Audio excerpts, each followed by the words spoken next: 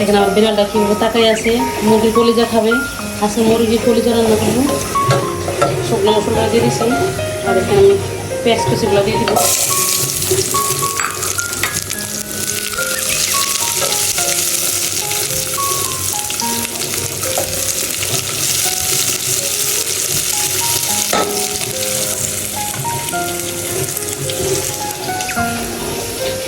মুরগির কলিজাটা ভিজে নিচ্ছি, মশলাটা দিয়ে কষাতে কষাতে ভিজানো হয়ে যাবে।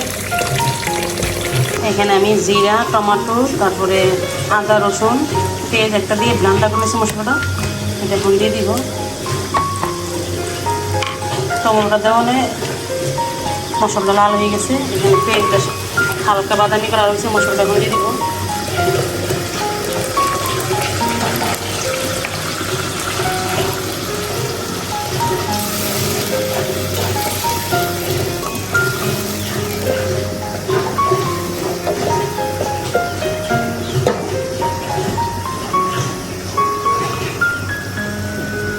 আদা রসুনটা ভালোভাবে কষানো হয়ে গেছে, এখন আমি শুকনো মশলাটা দিব।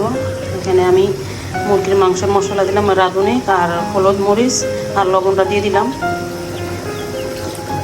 ভিজিয়ে রাখছিলাম আমি 10 মিনিট আগে।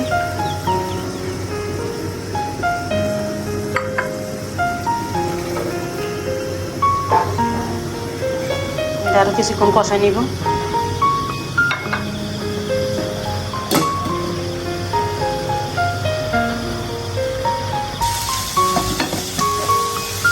মশলাটা ভালোভাবে কষানো হয়ে গেছে, আমি এখন কলিজাটা দিয়ে দিব।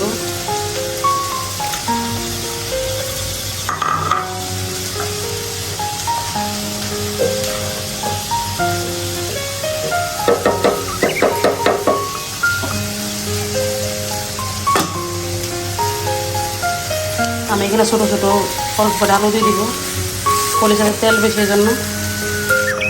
কলিজাটা হয়ে গেছে, এখানে আমি ছোটো ছোটো কয়েকটা আলু দিয়ে দিলাম সিদ্ধ করে, আর তেলে হালকা ভাজা তারপর দিলাম। কলিজাতে অনেক তেল হয়, এই জন্য।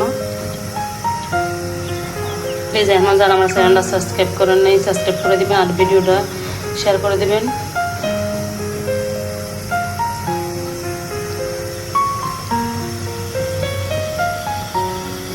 পাশে ভাত বসাই দিলাম।